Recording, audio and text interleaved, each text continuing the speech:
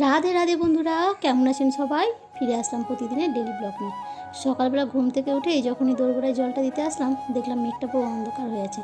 জানি না আজকে বৃষ্টি হবে কিনা। তো কিছুক্ষণ আগেই দেখো বাইরে বেরিয়ে আবার দেখছি পুরো ঝলমলে রোদে ভর্তি।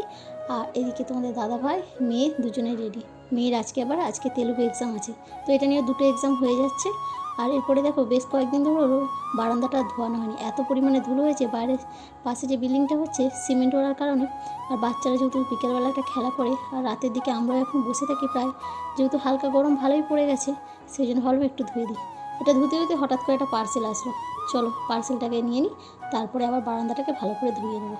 এদিকে পার্সেলওয়ালাকে বলছি খুচরো পয়সা নেই, তো আবার বলছে 20 টাকা খুচরো দরকার। পাশে যিনি আছেন ওনার কাছ থেকে নিয়ে আবার 20 টাকা ওনাকে দিতে পার্সেলটা উনি আমাদেরকে দিলেন। চলো এখন গোপাল সোনার সেবা দেওয়া কমপ্লিট, একটু মুড়ি খেয়ে নিই। সকালে আজকে আলুর তরকারি বানিয়েছিলাম, সেটা দিয়ে এখন একটু মুড়ি খেয়ে নেবো। এরপর দুপুরে রান্নাটা করব। তো আজকে দেখো মুগের ডাল করব আর ঝিঙে আলু পোস্ত করব। মেয়েকে আনতে যাওয়ার সময় হয়ে গেছে, এসেই বাকি রান্নাটা করব। চলো মেয়েকে নিয়ে নিয়েছি, এখন বাড়ির দিকে ফিরে যাই। তো রোদ আজকে ভালোই উঠেছে, গরমও প্রচণ্ড পরিমাণে। এই সবে মাত্র আসলাম, মাত্র 10 মিনিট বাইরে বেরিয়েছি, যেন মনে হচ্ছে কত ক্লান্তি ভাব। রোদের তাপমাত্রা এতটাই বেশি, ভেতরে থাকলে অতটা বোঝা যায় না, যখনই রাস্তায় বেরোই তখনই বোঝা যায় যে কতটা পরিমাণে গরম পড়েছে। ঘরের ভিতরটা অনেকটা পরিমাণে ঠান্ডা, এতটাও গরম লাগে না। আর এই দেখো মেয়ে এসে আগে দেখতে শুরু করে দিয়েছে যে এটা কি পার্সেল এসেছে। তো এটা একবার কাটাবো, তারপরে মেয়ের স্কুলে যেহেতু নাচের প্রোগ্রাম আছে, ওকে একটা সুন্দর করে কাটিয়ে দেবো। চলো এদিকে ঝিঙে আলু পোস্ত প্রায় হয়ে গেছে, আর ডালটা ফোড়ন দিয়ে দিলেই হয়ে যাবে। এরপর দুপুরে খাওয়া দাওয়া করে একটু রেস্ট নিয়ে নেবো।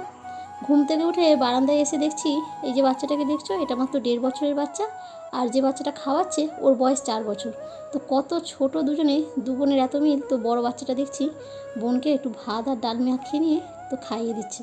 তো আমাদের বাচ্চাগুলো সাধারণত এতটা চালাকও হয়ে থাকে না, এতটা এক্সপার্টও হয়ে থাকে না। এদের মধ্যে দেখছি প্রচুর পরিমাণে এরা এক্সপার্ট, এত অল্প বয়স থেকে।